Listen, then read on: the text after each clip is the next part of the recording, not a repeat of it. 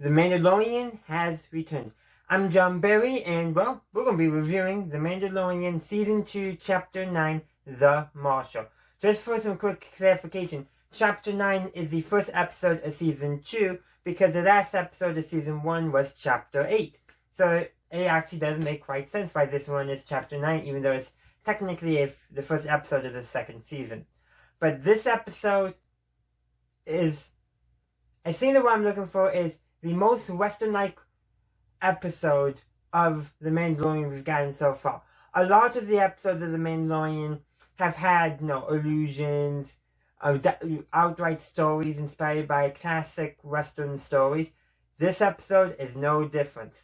You have the lone gunman coming into a town, teaming up with the town's sheriff and to go defeat an enemy that's plaguing the village. Along the way, they befriend a tribe of natives, and together they take down the monster.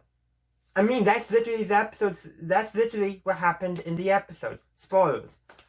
So, probably should now go and put all this stuff into context. So, the episode opens with the Mandalorian. He's visiting a planet because he's looking for Mandalorians, hoping they'll have more information to point him on the way to find the child, so Baby Yoda's people.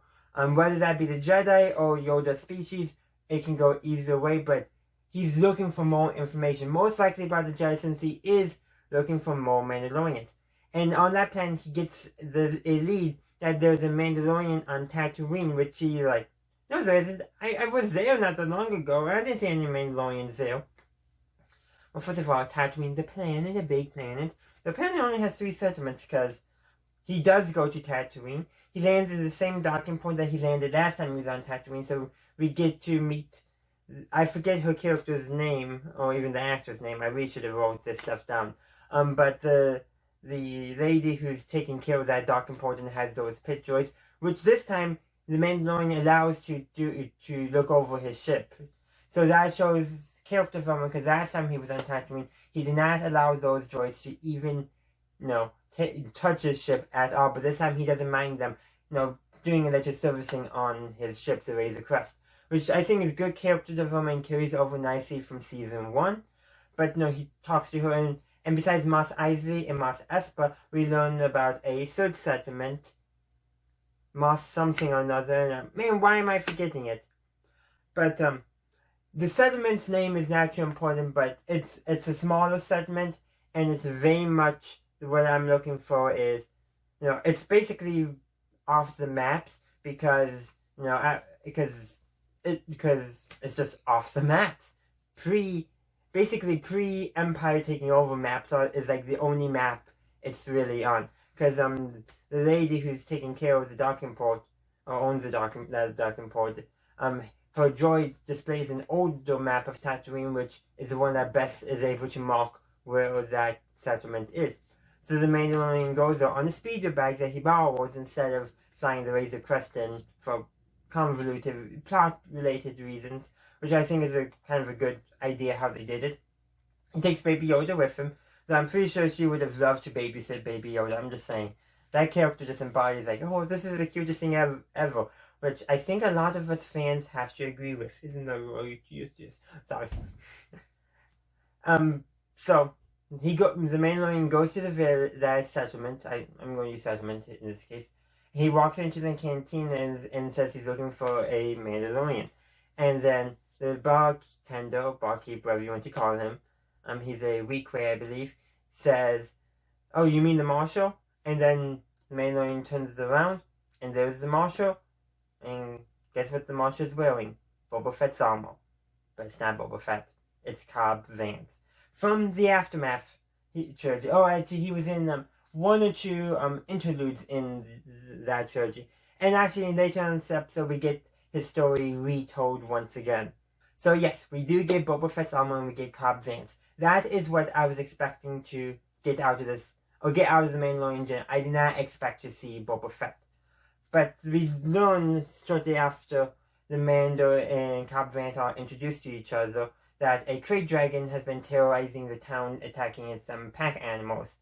And so they strike a deal, so the Cobb Vanth agrees to give the Mandalorian his armor in exchange for the Mandalorian's help in stopping the Krayt Dragon. And so they take those speeders and then they head towards where they know the layer roughly to be.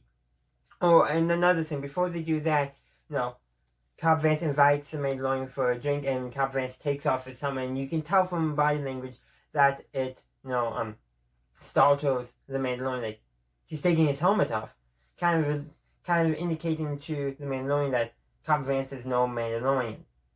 But anyhow, they go on the way, and then they eventually meet up with some Tusken Raiders. And of course, Cobb Vanth is very leery and somewhat antagonistic of them, and it's kind of understandable. They have raided his settlement before that he's protecting, but the Tusken Raiders have their own valid reasons for doing so too. It's very much the same idea that we saw a lot in Western expansion in America. So American settlers come out west, they make a settlement, they infringe upon the territory of the natives. Whoever Indian, Native American tribe it may be, whether it be the Navajo, the Sioux, take your pick, there's thousands to choose from. But maybe I'll stick with Navajo in this example because they live in a more arid climate that's a bit closer to Tatooine than the Sioux. But anyhow, so they infringe upon the territory the tribe has typically used, push them off to the side, and there's conflict. And that stands to reason, and we alluded to that conflict, and the Mandalorian diffuses the situation by saying, hey, we got a common enemy. We don't want the common enemy to destroy us. So was able to get them all to work together through compromise. And so basically, the Mandalorian kind of negotiates a peace settlement between the Cobb Vanth settlement and the Tusken Raiders. That is, the settlement helps the Tusken Raiders defeat the Krayt Dragon and gives the settlement allows the Tusken Raiders to get the bulk of the meat and all that stuff that they will harvest from the Krayt Dragon. Let the Tusken Raiders keep that. In exchange, the Tusken Raiders will promise never to raid their settlement again, providing that they don't break the truce. And you know what? I hate to say it, but I'm going to guess in a year or two, the truce is going to be broken. If it's anything like a Western, and by my knowledge of American history, some settler will just break the truce, and there it goes. And speaking of the settlement, it's very much designed like a Western town. You have the boardwalks along the side along the side of the single street. There's like a single school. It's like, it is very much designed to be a Western settlement. The only thing missing is the train tracks running alongside of it. But anyhow, so they do eventually defeat the Krayt Dragon. The word I think I'm looking for here is, it actually did somewhat go the way I was expecting. So first they decided to basically stage a ambush, a trap, if you will, for the Krayt Dragon in its lair, which is an abandoned Sarlacc pit. Which apparently that can happen providing something eats the Sarlacc. So apparently there's an abandoned Sarlacc pit somewhere on Tatooine that the Krayt Dragon lives in because it ate the Sarlacc. Just think of that. That's just, like, Sarlacc pit was already pretty intimidating in Return of the Jedi. Now something can eat a Sarlacc? It's crazy. But anyhow, they decide to mine the entrance so that way because the belly is a weak spot. And unfortunately it doesn't work, and then there's a fight and all that. The Krayt Dragon is very, very mad. And the Mandalorian gets the idea of, because they still have some explosives left over from when they mined that are strapped to a bantha. So what he decides to do is ask Cobb Vanth to get the Krayt Dragon's attention. Then he hits Cobb Vanth's jetpack. That is so fan servicey. We all know how Boba Fett fell into the Sarlacc pit because somebody, Han Solo, hit his jetpack. Meanwhile, the Mandalorian is like, I'm gonna hit it, so he flies out of the way while I hold this bantha back because the bantha wants to leave. And he gets the bantha inside of the Krayt Dragon, from himself inside. Then he uses his rifle, which has a shocky thing on it. He's able to get out, and then he detonates the explosives, killing the Krayt Dragon from the inside. I do want to say, I was expecting somebody to have to kill the Krayt Dragon from the inside. I just had that feeling from the get-go, from the get-go, really. I can't remember exactly which point, but pretty early on when I realized they were going to have to fight the Krayt Dragon, I recognized that somebody's going to do it from the inside. I was actually expecting it to be Cobb Vanth as a way, and then the Mandalorian at the end would be like, you can keep the armor, you've earned it. It didn't go that way. It was the Mandalorian was the one who killed the beast from the inside, and he does take the armor, and it looks like he takes a pretty decent hunk of Krayt Dragon meat too. That Baby Yoda is somewhat playing with. I was also expecting Baby Yoda to be somehow more involved in this episode besides just being there for his cuteness, which is always greatly appreciated, but unfortunately he was kept to the sidelines pretty much. But we do get probably in this episode the most acknowledgement from people that Baby Yoda probably really shouldn't be seeing so much violence, which I really greatly appreciate that more and more characters are acknowledging it. I think the Mandalorian acknowledges that Baby Yoda has seen violence, but I don't think he's really internalized that maybe Baby Yoda shouldn't be seeing the violence, even though he's already seen it. That's just one observation I have. So yeah, the Mandalorian goes on his way. He has Boba Fett's armor now with him for some reason. Probably he's going to take it back, get in contact with the armor and learn about who his armor is, because we get the symbols on it. That's what I'm expecting. But I see he's riding away on his speedo bike, kind of like galloping away on a horse, if you will. Very much Western. The speeder bike remind me a lot of horses in a way, except for they don't get startled and run away. But as he's riding away, there's this figure. Standing on the hill, he has a cyclo rifle and a Garafi stick, which basically traditional Tusken Raider weapons, but he's not dressed as a Tusken Raider, and he looks to be wearing a black bodysuit. Kind of reminds me of what clones and stormtroopers wear under their armor. But anyhow, so we see him right by, and then he turns around and faces the camera, and I'm like, I know that face. Who is it? It's the face is scarred. Clearly this person, whoever the character is, has been through a lot. And then the credits roll. So we get, starring Pedro Pascal and then co-starring all their appearance. And the very last name, well, I'll just say this. I'm not going to spoil it for you, but I'm just saying this. We may have seen more than just Boba Fett's armor. Okay, that's pretty much giving it away that person was Temuera Morrison. As soon as I saw the name in the credits, like, yep, that was Temuera Morrison. So that implies that that's Boba Fett. I don't think it's Rex for one reason. One, Rex has a beard. At least last time we saw him in canon, he had a beard. And I have a feeling he wouldn't be hanging out on Tatooine. I'm pretty sure Hera arranged for him to have some nice accommodations as on like Hazian Prime or Chandrilla or someplace, Rex is probably not on Tatooine. If he's anywhere, he's gonna be among the New Republic people. Maybe he's training New Republic soldiers. I could see him doing that instead of retiring. I really could. But it's definitely not Rex, because, Rex would not be on Tatooine given what we last know of his character. And considering this character is scarred, yeah. And we have Boba Fett's armor, I think we saw Boba Fett. So, yeah. I was expecting to see at some point in the season to see Cobb Vanth and Boba Fett's armor, but I was not expecting to see Boba Fett. But it looks like we have seen Boba Fett. And I think this will be interesting. I have a feeling, this is my prediction for the next episode, is that we're going to pick up where this episode left off, and we're going to see Boba Fett, played by Temuera Morrison, confront the Mandalorian, played by Pedro Pascal.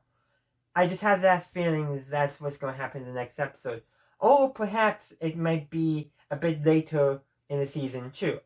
Another thing I just want to kind of touch on is, in the original trilogy, a sound effect associated with Boba Fett is the sound of spurs as somebody's walking. That's very much associated with Boba Fett. And we got to see or hear them at the end of a previous episode as well in season 1. Well, we hear them both in this episode with both the Mandalorian and Cobb Vanth. So that indicates to me something interesting.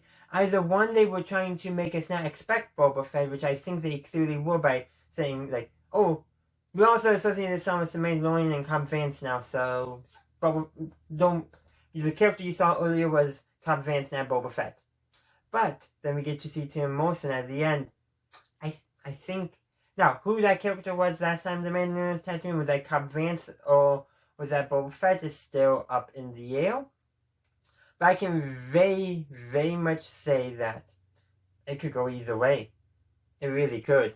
But yeah, I am interested in where this will go next. A few other observations I have on this episode, besides following a very typical Western format, but with a sci-fi twist. There is a bit of similarities between episodes. I think it was either 3 or 4 from season 1, where the Mandalorian goes to an agricultural planet in order to hide for a little bit, stay low down, and keep the child safe. And he helps the village there defeat some Trandoshans, I think it was. I might be wrong, but basically some people who were terrorizing. Maybe they called them pirates. I can't remember. It's been a while. But terrorizing the village, the Mandalorian helps them defeat by training them. Granted, that was very much that episode, not Seven Samurai. It was Magnificent Seven, whatever trope you want to take, which was more the final episode of season 1. There was an Akira Kurosawa film, might actually been Seven Samurai, but where a village hires at least one samurai, maybe two, to train them to defeat a band of marauders. That episode very much took from that. This episode, I think, probably has taken from probably some specific Western or even samurai film that I can't think of off the top of my head. But there was very much, I could easily see this being done in the Western. All you need to do is change the setup a little bit. No recrays or droids, but you can very easily have a lone gunman coming into a town, meeting up to the town sheriff or town marshal, U.S. Marshal if we're talking about the old American West, teaming up, then creating an alliance with the Native American tribe, pick your pick, based on the environment we're going with Navajo, to defeat a coyote. That was actually a wild coyote that's been terrorizing both or better yet, a bear. Granted, that might be more better for the Sioux, based off of where bear habitats are, but I could easily, some wild animal terrorizing both the American settlement and the native tribe's village. I could so easily see that being done in a Western. I'm pretty sure it actually has been done. The only thing is you just need some train tracks by the settlement, the non-native settlement, and poof, Western all the way.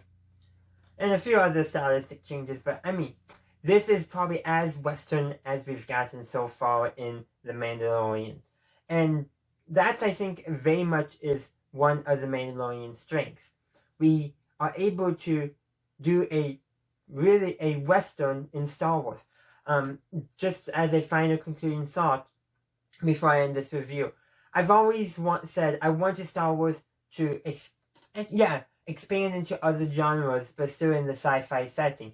Western is a good one. That's what we're getting with The Mandalorian. But I wouldn't mind seeing others someday in the future. But what I think The Mandalorian proves beyond the shadow of a doubt is that you can do a different genre in Star Wars without forsaking the sci-fi nature so whether you want to call it science fiction or science fantasy, to me they're very similar because lots of the minute you enter technobabble, you're in fantasy world. I'm just saying. But yeah, the Mandalorian proves that you can put any genre into Star Wars and it will work. I bet you could do a romantic comedy even in Star Wars and it'll work. I mean, just set among the royal families of Naboo or the noble families of Naboo. I'm just saying. I'm not a big fan of romantic comedies, though. Part of the reason why I don't like Attack of the Clones, they put too much of the rom-com in there, but they also left out the most important parts of the rom-com. The characters actually getting to know each other and fall in love. Sorry. The Clone Wars handled Anakin and Padme much better. So yeah, I think that is where I'm going to end this video. If you have any thoughts on this episode of The Mandalorian, Chapter 9, The Marshal, please let me know. I would love to hear from you. And I think that will conclude this review. So thank you for watching. If you enjoyed this video, please be sure to leave a like. And feel free to follow me on social media. Links are in the description.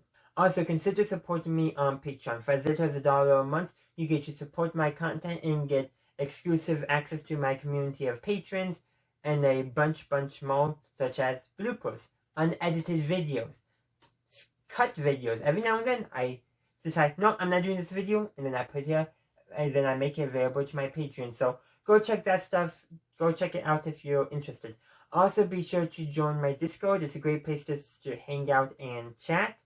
I also have recently started a blog, the 555th review. The latest blog post was actually my predictions for the 2020 presidential election. So if you would like to check that out, please do so. The blog will be the top link in the description. Now that I've gotten that stuff out of the way, please be sure to subscribe to my channel if you have not yet subscribed. And feel free to check out the video or the playlist on screen now. And as always, have a good day, a good night, wherever you are. This is The Way.